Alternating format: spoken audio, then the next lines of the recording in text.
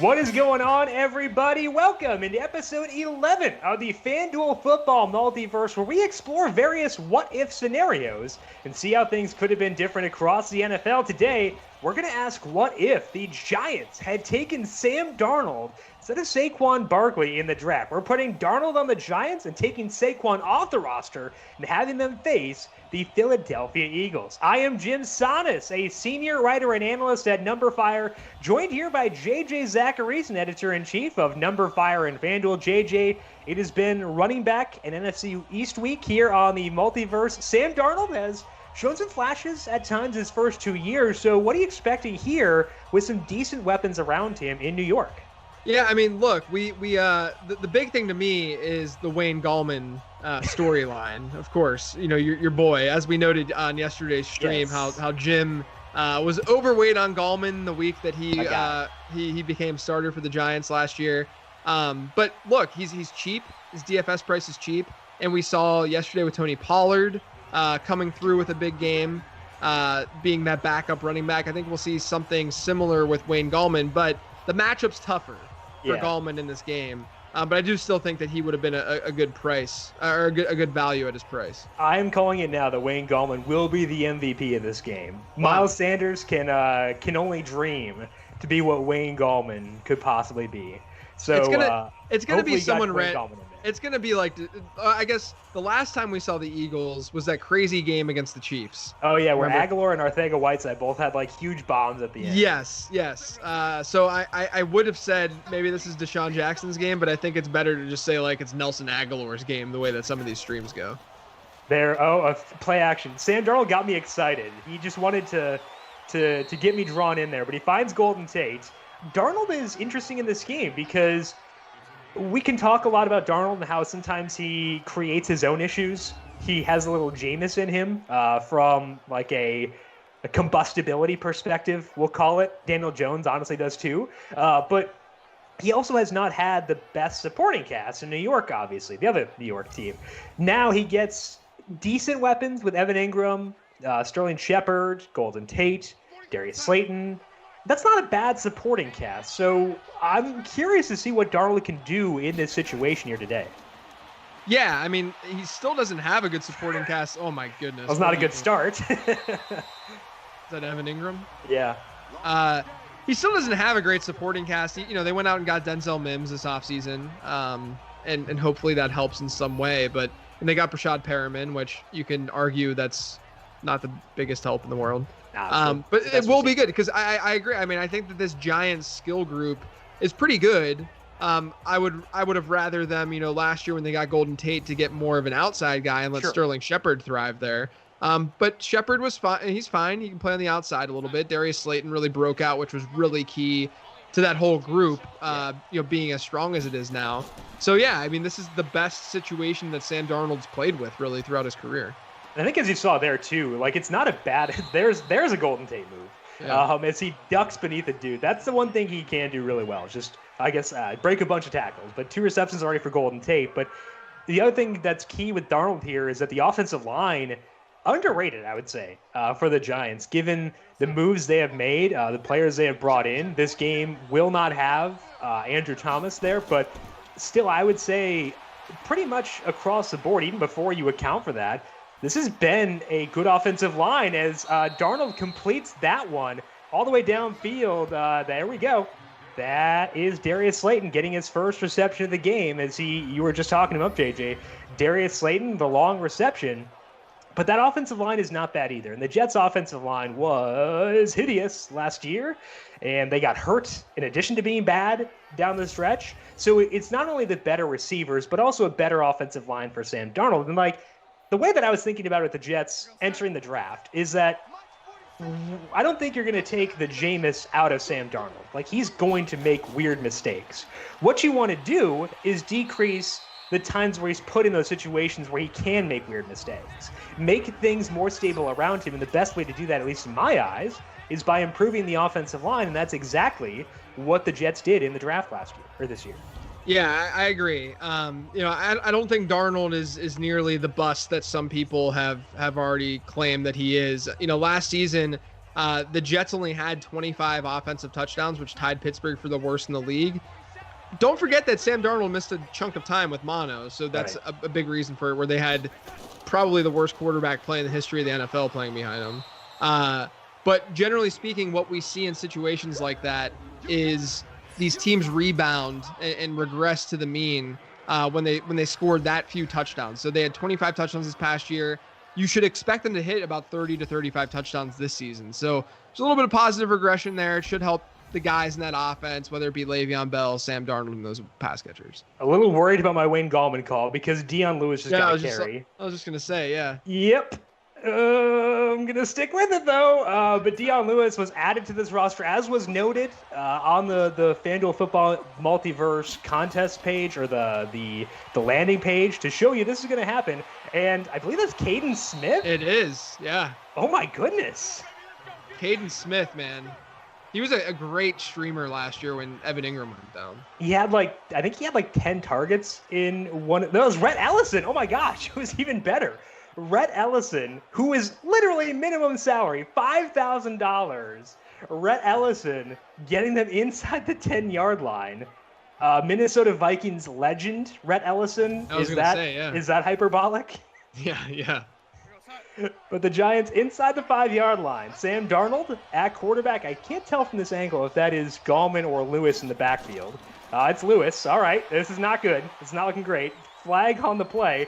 Darnold completes it. I think that might have been Ellison again, but the flag was down. He will be holding against the Giants. So. All right, Jim. All right, here we go. Wayne Gallman over under rushing yards, 26.5.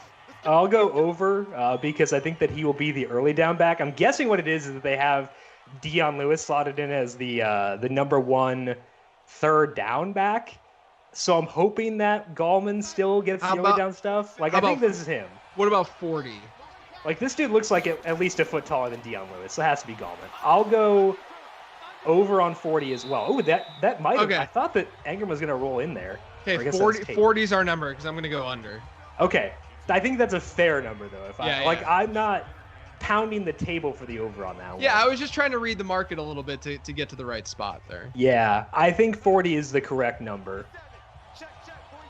All right, let's see what the Giants do here. They're on the 1-yard line.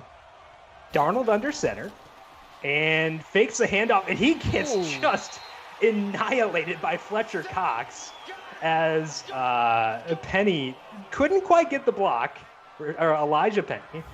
Couldn't quite get the block there, bringing up third down and long for this Giants offense. Yeah, he got clobbered there. Fletcher Cox is that to the best of them. So at least understandable there. Let's see here. 3rd and goal for the Giants. 8-yard line, opening drive of this game.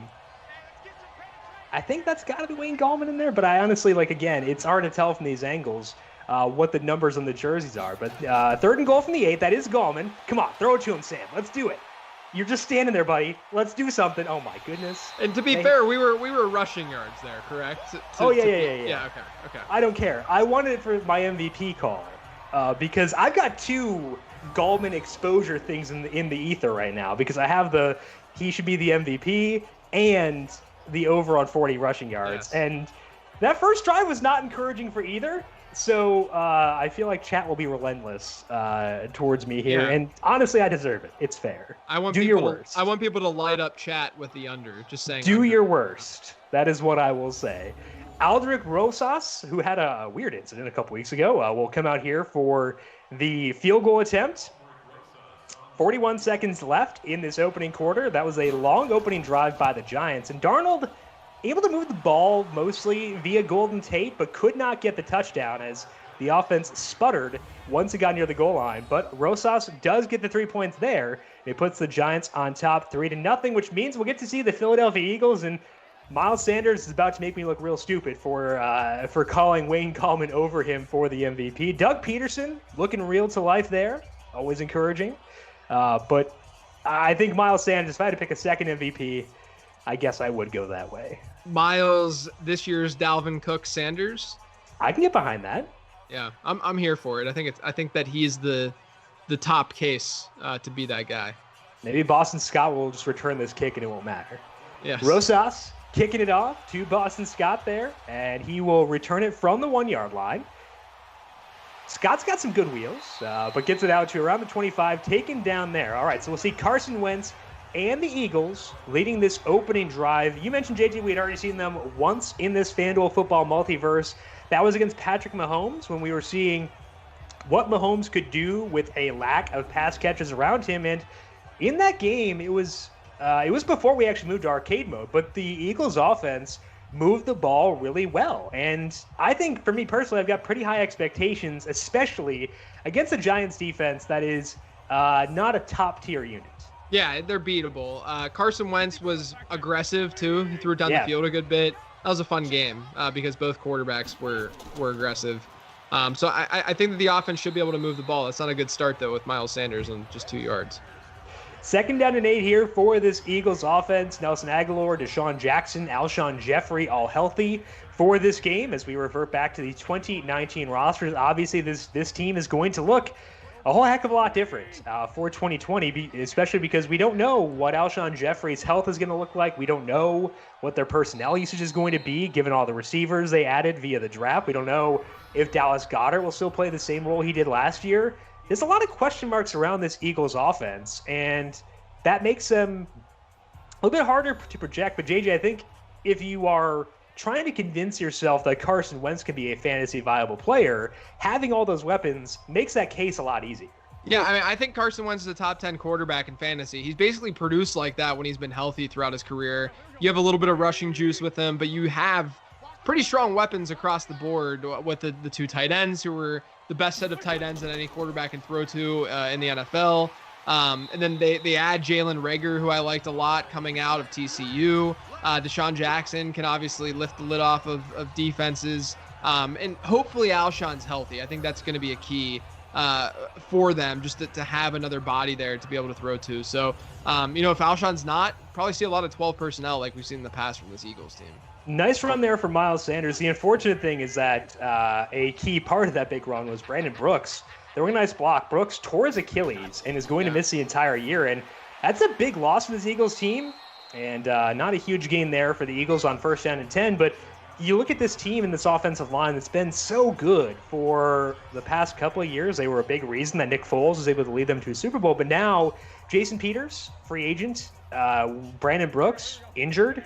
That's a lot of question marks to have, especially because Andre Dillard, although he's someone I loved coming out of college, really did struggle when he was thrust into a bigger role last year. Sanders gets close to the 1st down marker, but I've always viewed this Eagles offensive line as being a big plus and helping elevate the play of everyone around them. But now, when you take away Peters, they could still obviously change things, Jason Peters, but take away him and take away Brooks, that leaves a lot more shakiness, and the Big V is gone too, so the depth is worse. A lot of question marks that weren't there previously with that offensive line. Alshon Jeffrey with the catch. Alshon, a rough time at times with the Eagles, but he had a big game last time out on the multi. I think he had over 100 yards, didn't he? Yeah, he might have. I'm just laughing at the sideline how everyone's jumping at the same time with their hands on their head. It's a beautiful synchronized thing. I love it. Absolutely. It's not going to parallel Dwayne Haskins in last night's stream where he was looking for something. I don't know what that was. It's like he got some stomach bug in the middle of the game and just had to just lean over. It's either that or he had like an imaginary friend who was chilling behind the bench. Yeah. He was looking for him, tried to find this, and could not. But Miles Sanders getting a lot of volume here. 4 carries, 22 yards. It makes me feel better about my call about him as being the secondary MVP. We can forget the Wayne Gallman thing. That never happened. Erase this YouTube video when it's gone. But we can just lean on the Miles Sanders one instead, right? Little do we know, speaking of going back to the Dwayne Haskins thing, last night's game was the Dwayne Haskins flu game. And we didn't even realize it. I'm gonna assume that's why poison pizza game. Yes, right. And I'm gonna assume that's why he threw that short pass as time was expiring instead of throwing it towards the end. Right. Exactly. It's hard to keep your awareness about you as you're dealing with the flu. 3rd down and 5 here for the Eagles. We are in the 2nd quarter. This is their first drive of the game. So Long drive for the Giants to open up. Long drive to the Eagles. That's going to keep scoring in check here. Unless things open up here in a hurry. Wentz all day to throw and does find his intended receiver, and that is Aguilar. Like you said, Aguilar looked pretty fast after he caught that one. Look, Nelson Aguilar is not that bad of a receiver. It's just that I feel like he's someone who hasn't been able to really get it together between the ears, and he makes has careless drops and does kind of boneheaded things from a route running standpoint. But realistically, from a production and size, speed, and all of that standpoint, he comps really favorably to Justin Jefferson, who the Vikings just drafted. So I have a special place in my heart for Nelson Aguilar because I think he's better than what people give him credit for. It's just he hasn't been able to really bring it together, and I don't think he will. I always feel bad for guys who get a ton of flack for high profile mistakes too, because Aguilar was a first round pick, really struggled with drops, and I've never been in a situation where oh my gosh, Zach Ertz just trucked a dude and scored. That is the least realistic Zach Ertz thing of all. Zach Ertz is the Jason Witten of this era, where he'll catch it, not a lot of yak going on. If that was Dallas, he pulled over 2 dudes. If that was Dallas Goedert, I would feel differently. But Zach Ertz isn't doing that. Come on now. Oh my gosh, that was a grown person move. That was by Zach Ertz. That was nice. Oh my gosh, that was wild. We saw Zach Ertz break a tackle in the first stream too, I think. So we've seen 3 broken tackles from Zach Ertz, which again is more than you expect over the course of 5 years. We've gotten in 2 games. I don't want people to think that I think Zach Ertz is bad. I just think Zach Ertz is a very, very, very solid tight end who has benefited the last couple of years from injuries and just seeing a little bit more volume in the offense. He's great. He's a very, very good tight end. I'm not trying to downplay. He just doesn't do a lot after he gets open. Yeah, and Dallas Goedert is the guy who can destroy people on football fields. The Travis Kelce, Rob Gronkowski mentality. Zach Ertz is just very good. You know, it's fine. You need players like that, but Dallas Goedert to me has just crazy upside. Zach Ertz out here capturing souls and getting the touchdown for the Eagles. Going back to Aguilar though, I'm always hesitant to pile on guys who have, and you were doing the same thing. You were trying to avoid, because we recognize that there's a lot of stuff going on. There's a lot of pressure, and so I always have kind of wanted Nelson Aguilar to succeed as a result of that, because you want players who go through tough stuff, and it's objectively tough stuff to struggle on a national spotlight. Yeah. You always want guys like that to succeed. So hopefully Las Vegas will be a good place for Aguilar. Yeah, I mean, look, it worked out for Darren Waller last year, where he had a really, really rough start to his career, more off the field stuff, but he got it together and he dominated, and now he's dominating for I guess Vegas. I keep wanting to say Oakland, but yeah, who knows? I got in huge trouble on draft night because I had my note sheets, had them as the Oakland Raiders, and I couldn't find them. So we were trying to do notes I was trying to find my notes on the Oakland Raiders, and I was I was searching for Las Vegas, and I was oh my gosh, I didn't do notes on the Raiders. Oh my gosh. And then eventually realized it was under Oakland. Yeah. But it's going to be a struggle point, that's for sure. Second drive here for Sam Darnold, just before the 2-minute warning. Long pass for Darnold, and he does find Sterling Shepard there. Shepard, the big game. Darnold 7 of 7 for 93 yards. Shepard, the big play as we head into the 2-minute warning, but a 21-yard catch. Darnold, JJ, going downfield. He had the long completion. Darius Slayton, this one complete to Sterling Shepard. Looking okay here. Yeah, looking great. Aside from just not being able to get rid of the ball and that couple sacks, or a couple pressure plays. That was a great throw to Sterling Shepard. Sterling Shepard, a really underrated sort of wide receiver. Super talented, just hasn't had the right quarterback play for him. I'm expecting Sterling Shepard to pay off ADP in fantasy this year. Yeah, it's been tough because Shepard has had issues staying healthy. But when he has been healthy, fully healthy, we've seen moments where he's been really good. And I think, no, it was incomplete. It looked like Rhett Ellison just made the most disgusting sideline catch you could possibly imagine. Yeah, 1-yard catch of all time. But couldn't quite get it there. Minute 56 left. The Giants trying to score here before halftime. Very pass heavy, which means the Wayne Gallman number is not looking so hot. If you were to re-offer me 40, I think I might have a different tune on it right now. Yeah, and another completion for Darnold. think the halftime adjustment might be, like 33.5 or so. I might go lower than that even. Another reception for Darius Slayton. Darnold, that's a great pass. See, finds Slayton on the sideline. Darnold in his first 2 years in the NFL, the rookie season numbers, 30th in expected points per dropback when you include expected points lost due to sacks. It wasn't great, but down the stretch of that year, really excelled. Then last year, had the mono, had the offensive line issues, finished 29th in net expected points per dropback. But you were kind of alluding to this, JJ, before, too. We shouldn't give up on Sam Darnold, who's just going to lob it into the end zone. Oh, my goodness. I thought Golden Tate was about to posterize someone. It was just a literal jump ball. Is what he just... ball to potentially the shortest receiver on the team? Yeah. I don't know like Evan Engram, sure. Go ahead. Knock yourself out. Golden Tate, I might rethink it. But Sam Darnold is like entering his age 17 season or whatever it is. He's still crazy young. He is was the 3rd overall pick. He has had bad situations. I feel like I agree with you where it's still too early to write him off as he just gets obliterated by Timmy Jernigan. He should get rid of the football though. That's for sure.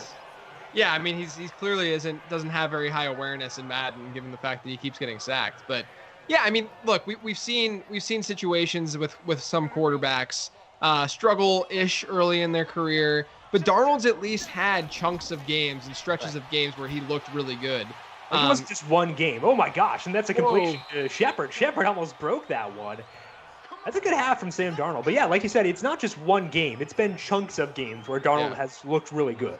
Right. Yeah, that's the thing that you can at least hold on to and hope for the best. But last year it was just a weird year where he gets mono, and let's be honest, the situation around him was absolute trash. So you can't take that much away from a season ago. But we'll see. Hopefully he can progress a little bit because I do think that there is some upside there. Like, the situation wasn't good to begin with, but then he lost Quincy Enunwa. He lost Chris Herndon. He lost Calvin Beachum. He lost Brian Winters. The center position was a nightmare. And here he finds Golden Tate for the touchdown. Golden Tate, apparently just a monster when paired with Sam Darnold. And Sam Darnold blowing up here on his new team with some new weapons and putting the Giants on top 9-7 with the extra point coming up. This is kind of shocking how good Sam Darnold is in this game. Yeah, I like it. I dig it. He's crushing. We don't need Wayne Gallman. Oh my goodness. See, guys, this is the trade-off of going from Saquon Barkley to Wayne Gallman is that you throw the ball more and passing is more efficient than rushing. And now the score is 10-7. I don't think Wayne Gallman has a carry yet. Yeah, I think he had one early in the game and it went for like 2 yards or something. It's bad, JJ. It's really bad. I need him to have a Tony Pollard 43-yard run pass. That's my only hope. You should be regretting that take at the beginning. Oh, I regret it already. Believe me. Sometimes you can have a bet pay off due to good process. I now know my process was flawed. I'm hoping the results don't suck. Yes. I would be okay accepting a bad process, good results type of thing here. I'll take whatever I can get. 58 seconds left here to go in this first half of play. Touchdown by Golden Tate to put the Giants on top 10-7. And the Eagles will take back over here, trying to drive down and regain this lead before the end of the first half. Aldrich Rosas kicking off. Boston Scott going to return it from the 1-yard line.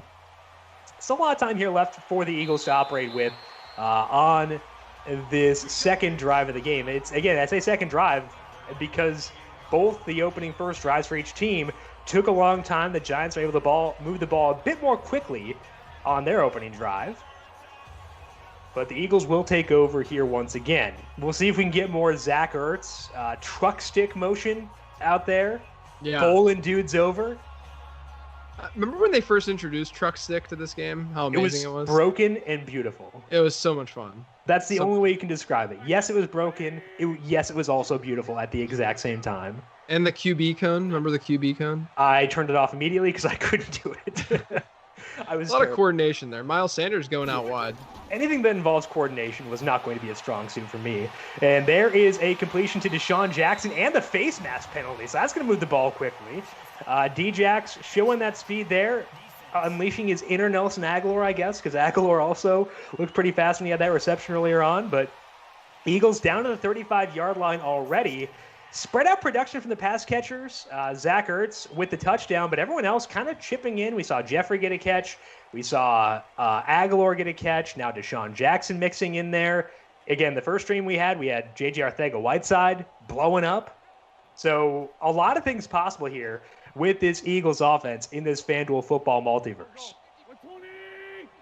Looks like Ertz in the slot this time. Aguilar out wide. Sanders the running back.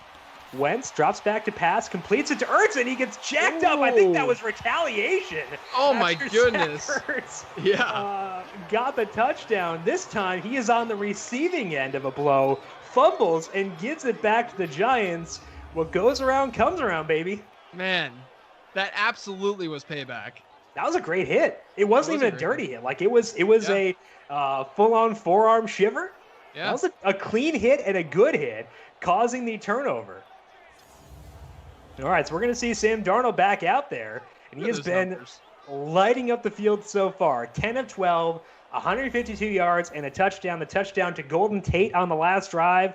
Aldrick Rosas with a field goal, and Zach Ertz with the touchdown for the Eagles offense, and 2 timeouts left for this Giants team. There is Wayne Gallman, our hero, hanging out in the huddle. They're going to replace. Oh, I guess they have a 2-back set, so he's out there. That's what happens. They need 2 running backs out there for Wayne. Again, Gallman. I'll take whatever I can get. I'm not going to be picky. I mean, to be fair, I said that Wayne Gallman was a good play. I guess Evan Ingram was. Ingram was the running back. Yeah. And he makes the catch, but stays in bounds. Oof. You know, I also said that Wayne Gallman was a good play. So I'm also wrong. I'm just not as wrong as you were. You know what, chat? If you used Wayne Gallman, I will refund your entry fee on this contest. Yeah, there you go. There you go. I love free contests. They're great. 37 seconds left here in this first half. Giants down to just 1 timeout. Darnold dropping back to pass and guns it over towards the sideline.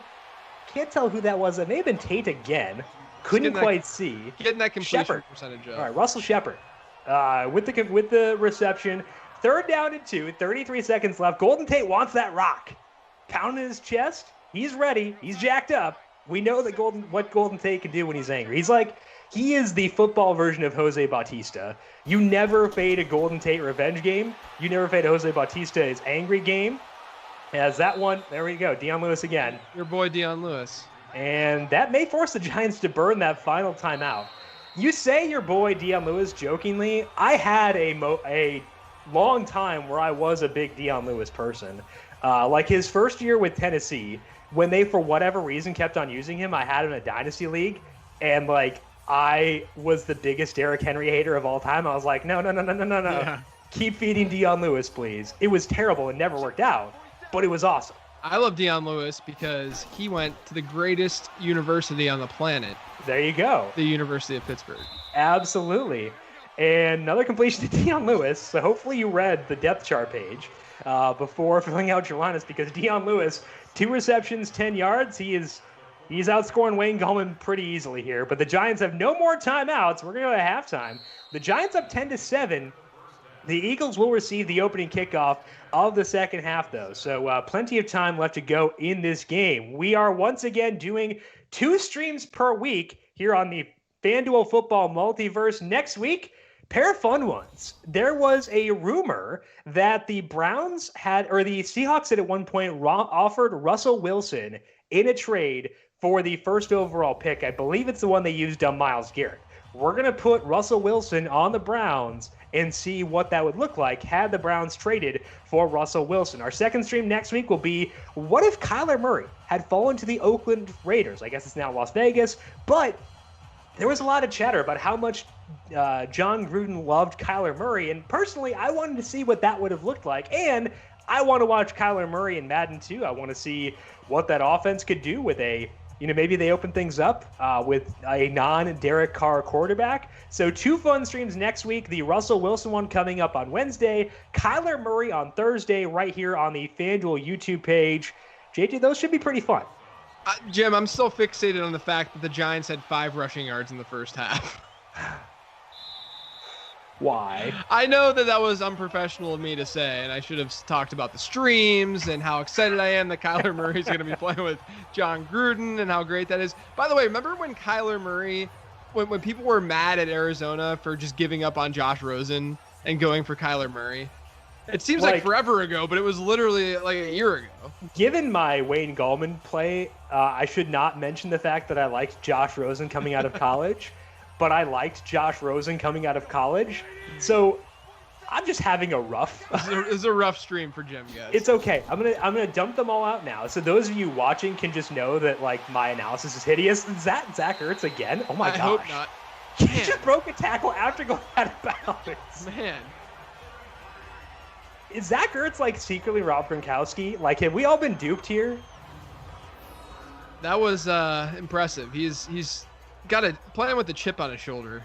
And that was the guy that he outran was the dude who forced a fumble before. So it was Ogletree. So we're just going to see Zach Ertz go full, like, angry Gronk, angry Tom Brady on the rest of this game to get revenge after that fumble. But Zach Ertz blowing up 67 yards and a touchdown already in this game. Wentz on play action. Why not? That's Dallas Goedert this time. Goedert gets taken down, I believe, for no gain. I guess a gain of 1 there. Throw it down the field to Goedert. Come on. Yeah, let's see Goedert, what he can do there, because that could be pretty fun too. 10-7, Giants on top. Opening drive of the second half for the Eagles. They moved the ball with that long completion to Zach Ertz. Already has a touchdown in this game and 67 yards. Not a lot for Miles Sanders. Does get the handoff here, and he's got a lot of room, and he gets the first down inside the 30-yard line. 36 rushing yards for Miles Sanders. Most of that coming from just a couple of carries, but hey, those big chunk gains matter too. Yeah, not a lot from Miles Sanders, but even less from Wayne Gallman. Miles Sanders is going to go over the 40 yards, and I'm just going to, like, pretend that what was my original line for Gallman? 24 26. 26. Yeah, 26. I'm aware of what it was, because I'm like, oh, man, I should have just taken the 26. Yeah. Because he may not get 10 at this point, and I wouldn't be that surprised. If he doesn't get 10, this is going to be the worst call that we've had. No. You don't have to tie yourself to this, JJ. You don't have to tie yourself to it. I said that he was a good play at his price. You said he was a good play at his price. I said he was a generational running back yesterday, and I said he was my favorite for the MVP for this game. Yeah, that's true. You don't need to tie yourself to that. I will take the full blame here. Wentz downfield. Oh, almost picked it. Oh, my goodness. It's Ertz again. What is going on? We just need a highlight reel of every catch that he's made in this game, and it's a better highlight reel than any other highlight reel that Zach Ertz could have put together throughout his entire career. Is Zach Ertz suddenly he's like a mix of Rob Gronkowski, George Kittle, and Randy Moss? That was like the immaculate reception. What is going on? This is just insane. And then he points, you know what, Zach Ertz, you earned that. You pointed that jersey, man. Oh my goodness. 2 touchdowns for Zach Ertz. He's almost at 100 receiving yards. This has been a huge day for Zach Ertz, and hopefully you use Zach Ertz your MVP and not Wayne Gallman. 14-10. Bonkers. The first one and then that one, my goodness. What was more improbable? The first one where he broke the tackles, and the second one where he caught it off the tip? Second one, because in Madden too, we talked about this before, how the ball like hovers, like whenever it's deflected and stuff, especially on like Hail Marys. So it'll like hover there, and you're always like, oh, they're gonna catch it, but they never do. But they just did. He just did. He finally did, and it was unbelievable. And that's now 3 huge plays by Zach Ertz in this game. I remember there was a play in Carson Wentz's like almost MVP year, his second year, where he threw like a Hail Mary at the end of the half. I think it was against the Chiefs. And it got bobbled up in the air, and Zach Ertz caught it. And I remember just fuming because people would, like, cite some Carson Wentz stats to, like, make me look bad. Yeah. I wasn't as high on Carson Wentz as I should have been. That was a bad call. Oh, my gosh. Every call I make is bad. But regardless, I wasn't as high on Carson Wentz coming out of college as I should have been. And people would, like, cite his stats. I'm like, well, you know, that does include, like, this weird Hail Mary at the end where Zach Ertz caught it off the deflection. So Zach Ertz just haunts my memories. What other bad takes have I had that I can just dump out here while we're here? I love how you've in the past talked about how with running back yards per carry, how taking away the best play is such a joke. Yeah. But for you with the Carson Wentz play. Well, you have to remember, JJ, does it help my argument? That's right. That's the only criteria that matters. Right. Makes sense. Okay, so I liked Marcus Mariota a lot. I can get that one out there. Oh, Sam Darnold with the bomb. Oh, almost picked off. That was a Jameis play there, where you just chuck it and see what happens. You did like Marcus Mariota. I like Marcus Mariota. But look, you've had good ones. You like Jared Goff more than people, even after his rookie year. That was my bad take, because I was like, no, I don't need Jared Goff. Yeah. Get me away from him. His rookie year sucked, and you were like, no, I'm going to stick with Jared Goff, and you were right.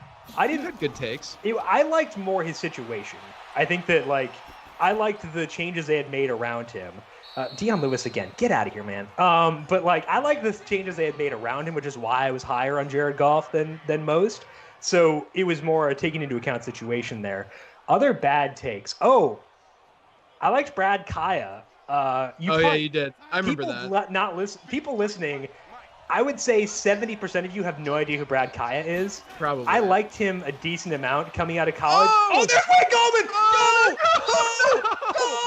Over BB MVP! Oh my goodness! Are you kidding me? Do you believe in miracles? 70-yard touchdown.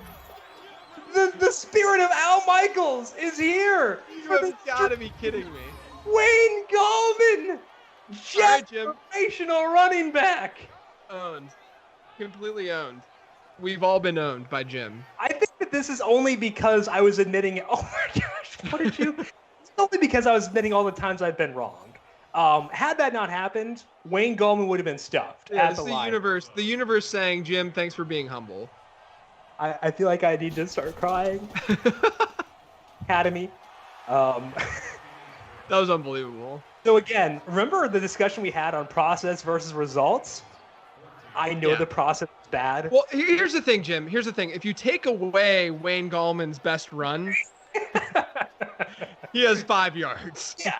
Again, if it fits my argument, you're right. If it doesn't, get out of here with that nonsense. Wayne Gallman, generational running back, and an upgrade, clearly, over Saquon Barkley. You don't even need Sam Darnold on this team. It's all about Wayne Gallman. This game has been bonkers. I love it. Man. Zach Ertz destroying dudes. Wayne Gallman bailing me out of a hideously terrible call. To be fair, Zach Ertz is the MVP right now. Oh yeah, very much so. And unless Gallman scores again, he's not going to overtake him. Yeah, he probably will need 2 more touchdowns, honestly. Gallman. Because Ertz has over 100 yards, and Gallman's up to 75 or so. So he would need to have a long touchdown or 2 touchdowns, as you mentioned. Yeah, but because Ertz also had, what does he have, 4 receptions probably, something like that? He had... I know we should probably be citing them accurately, but... But he fumbled. So that's he did fumble. You're right. So we're still live here. No, you're right. Wayne Gallman ain't gonna die. He ain't going down without a fight. That's all I gotta say. Wayne Gallman hasn't run that fast since high school. I don't even care. I mean, in comparison to his opponents. Yeah. Oh, wow. Okay. So, Miles Sanders bringing us back to earth there, as he gets stuffed in the backfield for a loss of 3. 17-14, 3:07 left to go in this third quarter. JJ, one aspect of this stream that we have not discussed yet is that I think part of the reason that you look at what if they had drafted Sam Darnold instead of Saquon Barkley is that it was an additional year before they addressed the quarterback position. They did eventually address it with Daniel Jones. I feel like I am lower on Daniel Jones than a lot of people because the sacks bother me a lot. What is your assessment of Daniel Jones as we get set for year 2 on him? The fumbling bothers me a lot. I mean, he can't hold on to the ball. Jamal Adams bothers me. Yeah. Yeah, I mean, look, I think that there's way more concern about Daniel Jones in real football than fantasy football. Fantasy football, you have the juice with his legs. He's got a little bit of rushing upside. The weapons are around him. They could see negative game scripts. So, things are fine from a fantasy standpoint, but he does have to take a step in the right direction this year to have that job solidified and us to feel good about it, because there were times last year where he did not look good. And we've seen this to a degree with Josh Allen, where people, of course, they make the playoffs last year. They're likely, or they have a decent chance to make the playoffs this year. But Josh Allen has not been able to really put it all together with his arm. And he hasn't been a good deep ball thrower, which is why you would like a player like Josh Allen. So to me, Daniel Jones really needs to bring it together a little bit for us to have more confidence. But I agree with you. I think the way people view him versus reality, there's a little bit of a dissonance there. Yeah. Daniel Jones as a rookie, 36th in net expected points per dropback. We mentioned Darnold's ranks before, 30th as a rookie, 29th last year. So not a big gap, but I think it is noteworthy that even though the sentiment on them is like, I feel like the sentiment's probably higher on Jones than it is on Darnold. Darnold was better. Let me ask this. If you were starting a team right now, would you rather have Daniel Jones or Sam Darnold? I'd have Sam Darnold. Yeah, I think so too. And people in chat are probably going to go nuts about that too. Because I think the one difference is if we include where they're at in their contracts, because there is one less year of Darnold on a cheap contract. And that's a factor to consider, and it may tip the scales towards Daniel Jones. But like straight up, you give me one versus the other, I would go Darnold, just because I know aging curves matter a lot. And I think that given that Darnold came to the NFL at such a young age, and Jones was young too, and had a lot of experience coming out of college. Oh my goodness. Just good stuff for a safety. Goodness. He doesn't lose points for that though. He does lose 2 yards rushing. But not great. Still upsetting. Anyway, going back to Daniel Jones, and I'm not going to tie Dr. Eric Eager to my take about Daniel Jones. I am just saying that Dr. Eric Eager of Pro Football Focus has done research showing that quarterbacks own their own sack rate, their own pressure rates. So I think that Daniel Jones, people tend to take a dump on the offensive line, which again is not as bad as perception, rather than looking at Daniel Jones and asking what he could do to eliminate some of the sacks, eliminate some of the fumbles. And I think that's the reason why there is a gap between my perception of Daniel Jones and the public. The other thing that I think factors into it, and this is equivalent to Josh Allen too, is Daniel Jones is objectively really fun to watch. So is Josh Allen. So like, I think if you're saying they're fun to watch, I get it, because like they're both really fun to watch. I'm just not totally sold on the skills yet. But I also think that the way that fans view quarterbacks in the league is that they sort of underrate the value of a sack and what it means for a defense and for a quarterback, obviously, because we're attributing sacks to quarterbacks more heavily. So those sacks add up, and everyone's looking at turnovers in terms of interceptions when they're analyzing quarterbacks. But if you have 4 or 5 sacks in a game consistently, versus throwing just one interception, you are often better off throwing like 3 picks, depending on situation, than having that many sacks, just given what it does to an expected points formula, what it does for the opposing team, and just putting them in better situations. So that's a key to me with Daniel Jones is the fact that he was being sacked at that rate, that he couldn't hold on to the ball when he was. And fumbles are just as impactful, if sometimes more than interceptions are. Right. And people just get fixated on like touchdown to interception ratio, but there's so much more to it. Like if we're talking about the value of certain negative plays, Daniel Jones, 36th in net expected points per dropback last year. Jameis Winston, who had 30 interceptions, was 16th in total net expected points. I don't have it right in front of me where he was in expected points per dropback, but Jameis, all 5 years in the NFL, has been between like, I think 14th and 16th. It's a very small range in total net expected points, because interceptions are not as impactful as the perception of them may be, whereas sacks, I think, like you said, are more impactful than their perception. Yeah, exactly. Backwards pass to Alshon. Alshon just started like walking. I mean, can we be sure he... All right. I walked into that one. But Alshon, to his credit, has the Achilles injury, so we're asking him to come back here pretty quickly for the FanDuel Football Multiverse. 6 minutes left to go in this game as we transition to the fourth quarter. Giants on top, 17-16, despite that safety. But Sam Darnold and Carson Wentz lighting things up. No incompletions yet for Carson Wentz so far in this game. Just haven't been able to overcome that score differential, partially because of the Zach Ertz fumble. Zach Ertz giveth, Zach Ertz taketh away, and I think that was Goddard there. But I guess that was Ertz. So Ertz gets another catch. Didn't gain much, but he's up to 100 yards receiving now for the game with 6 receptions. So quick math in my head, 12, 22, embarrassing, 25 FanDuel points. Minus 2, yeah. 23. So 23 FanDuel points.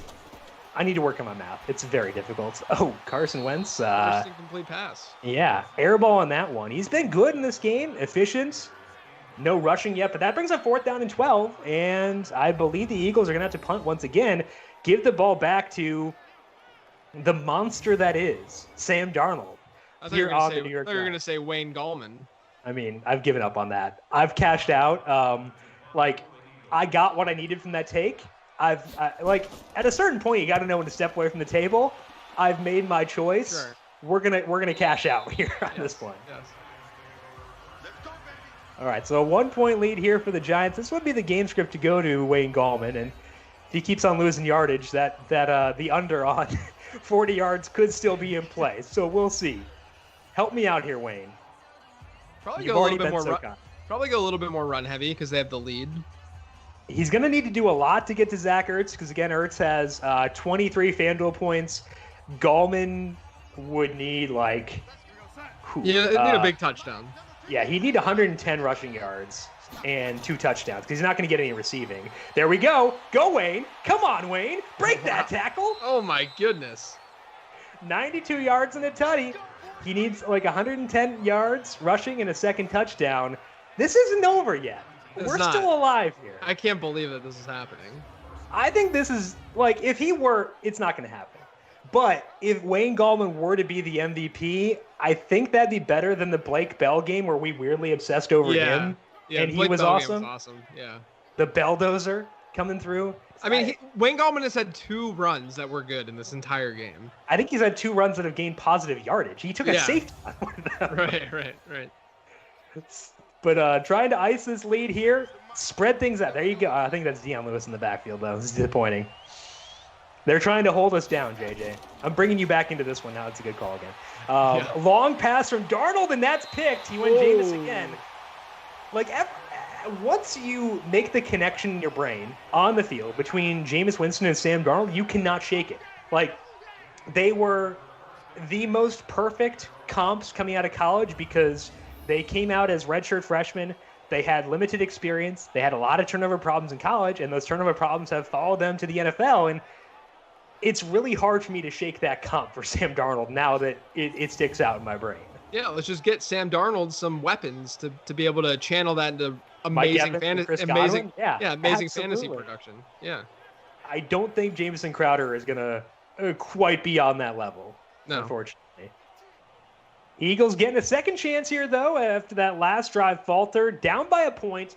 Still 4:42 left to go in this game. Zach Ertz trying to build on the big game he has had so far, as he is currently the highest scoring player in this game, and hopefully Carson Wentz goes anywhere else. That's all I want. Wentz, plenty of time to throw, goes downfield. Ooh, I thought D-Jack's going to bring that down. Got lit up. Nice defensive play. Was that Ogletree again? Because he was the one who had the Ertz forced fumble, I believe. Yeah. But regardless, incomplete pass, bringing up 2nd down and 10. Ertz at the bottom of the screen. Let's see what he can do here. Wentz hands it off to Sanders. That'll definitely work. Bleed that clock. Don't give it to Zach. Sanders hasn't done a whole lot in this game, but JJ, I think that looking forward to 2020, I'm pretty excited about him because not only, they do lose Jason Peters and Brandon Brooks, and that sucks because, efficiency matters, but he's still going to be on what I would expect to be a good offense, and he's still likely going to get a decent number of targets per game. So even though it does downgrade him to lose Brandon Brooks, I still am excited to see what we can get out of Miles Sanders this year. Yeah, look, I think Miles Sanders is, like I said earlier in stream, he could be this year's Dalvin Cook, where he sees a lot of early down work, but also is heavily involved as a receiver. Carson Wentz with all the time in the world and still gets sacked. So Miles Sanders should see a lot of work as a receiver. We saw his upside down the stretch last year. I'm still tilting, though, over the fact that he had leg cramps and Boston Scott scored that touchdown, and I would have won my fantasy championship because I dominated the next 2 weeks. But we'll push that aside. But Miles Sanders, to me, is set up in a way where he's being drafted at sort of, an expected outcome for Sanders, but there's a path to upside for him where there are other guys being drafted around him, whether it's Austin Eckler, who I'm not nearly as high on as the consensus is, even Kenyon Drake. Kenyon Drake has the upside. Yeah. But I do think that I feel, and we should feel, more confident in Miles Sanders being a workhorse in his offense versus Kenyon Drake, given the competition.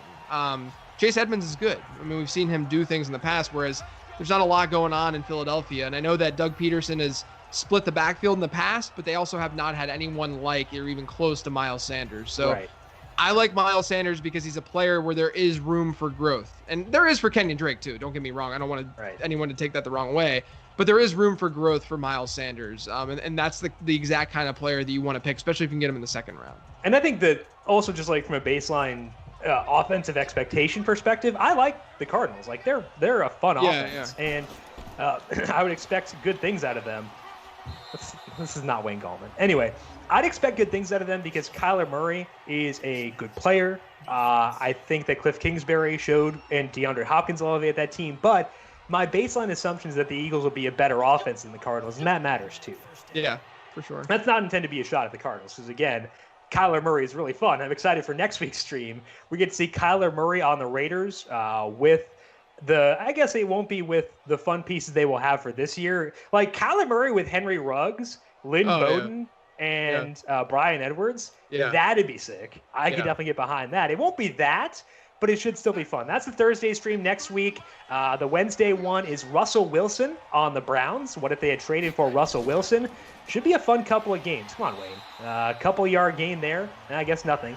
94 yards for Wayne Gallman in this game. He needs $110 and a touchdown to get up to Zach Ertz. And there's still hope. Not a huge hope, but hey, it could happen. But next week, Russell Wilson Wednesday, Kyler Murray on Thursday. To get those contests entered, go to FanDuel.com. Check out the eNFL lobby, and then come back here to the FanDuel YouTube page on Wednesday and Thursday, 8 p.m. Eastern Time, to check out both of those streams. That's not going to help, Wayne. No, it's not looking good. If he's the second highest scoring player, I'm not going to feel that bad about it. But no, I feel bad about it because, again, the process was not good. Right, he still needs to find the end zone, though, too. Absolutely. All right. Almost to the 2-minute warning. Let's see if the Giants snap it because that'd be stupid. Okay, good. They waited. They held off. We see a lot of weird coaching decisions in Madden. I was pessimistic about the intelligence of Darnold to hold off on snapping that one, but to his credit, he did let it run out. I think the situation where I'd pass. 3rd and 7. They've got all 3 timeouts. I would. Let's see if you can pick out the first down and try to bleed this clock some more. Darnold will pass, drops back, under pressure, completes it to Dion Lewis. Dion Lewis gets the first down, breaks the tackle, and he goes out of bounds, but picks up a bunch of yardage. So Dion Lewis contributed to this Giants team 42 yards, and that's going to put the Eagles in a really tough spot. If Gallman had those 4 for 42, he would be looking pretty good right now. Don't even tell me about that. It's an extra touchdown right there. Yep. I am aware. Hey, but that does give him a chance to potentially get a touchdown here because it lengthens the drive. Dion Lewis showing moves he has not shown since like that first year with the Patriots. Oh, he was awesome. That was fun. Yeah. Back in the day. It's hard to remember that was Dion Lewis because he's just not the same player now after those knee injuries. But like when he was with the Patriots, he was legit. Huge hole there. It's not for Gallman, but hey, it's still a big hole. And the Eagles do burn their first time out. Is that Buck Allen? I was trying to think who that would be. Who was that third stringer that they signed off the street last year? I mean, they signed Buck Allen at one point last year. Elijah Penny is a fullback, so I don't think it was him. No, it was a really generic name. I'm just blanking right now. Darnold drops back to pass on first down. Ooh, that was really risky.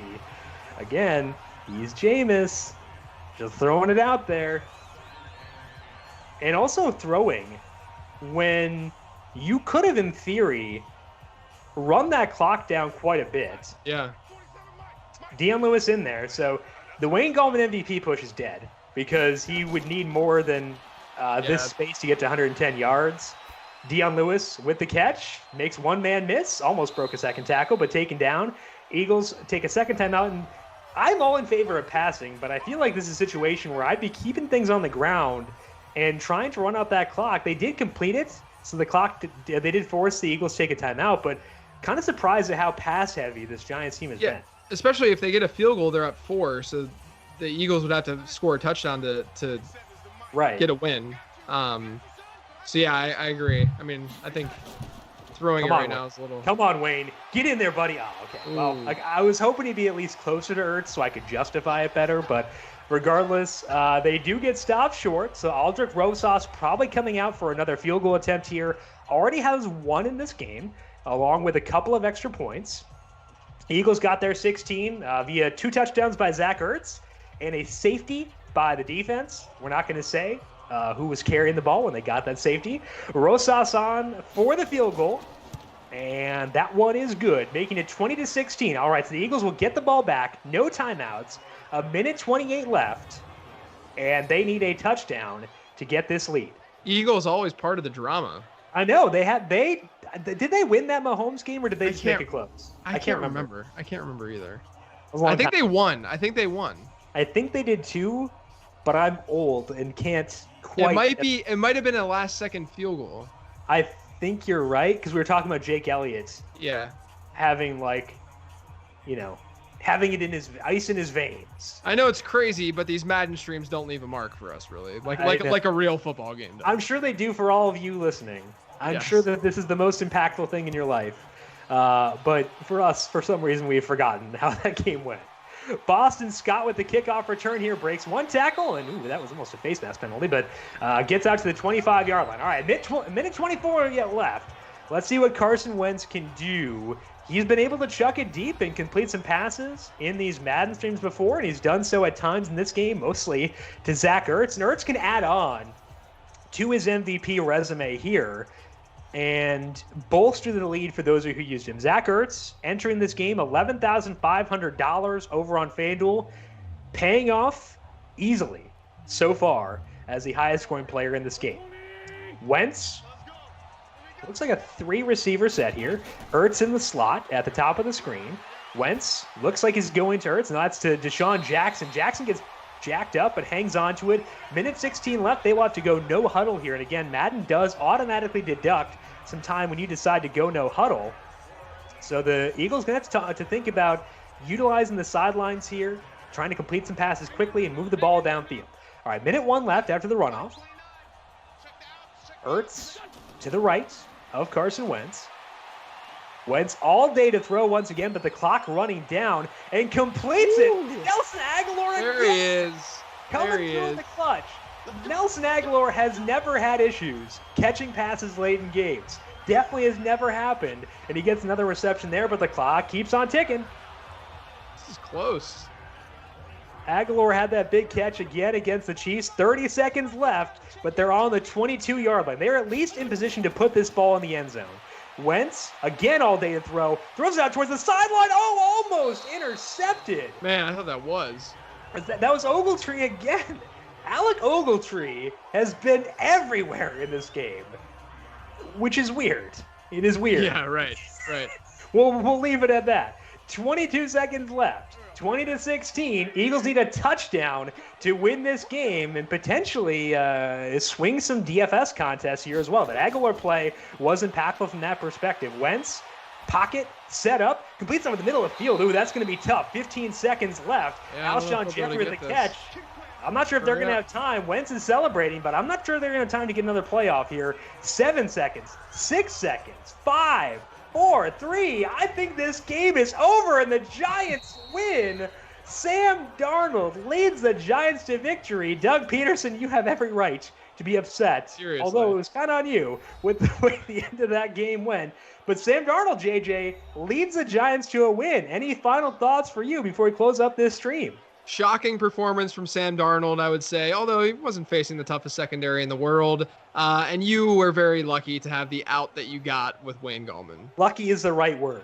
I am okay with that. But hey, lucky still counts, man. 203 yards for Sam Darnold with a touchdown and a pick. For the running backs, Wayne Gallman, 7 carries, 100 yards on the button, and a touchdown. Zach Ertz going nuts as he had 100 yards, 2 touchdowns on 6 receptions. Nice day for him. That is going to do it for this FanDuel Football Multiverse for this week. Again, back next week, Russell Wilson on the Browns on Wednesday, Kyler Murray on the Raiders coming up on Thursday. Make sure you are subscribed to the FanDuel YouTube page for that. Back at you next week and go to FanDuel to enter the contest. For Calvin Theobald and JJ Zachariason, I am Jim Sana saying so long today, where the Giants, under the tutelage of Sam Darnold, have taken down the Philadelphia Eagles 20-14 here on the FanDuel Football Multiverse.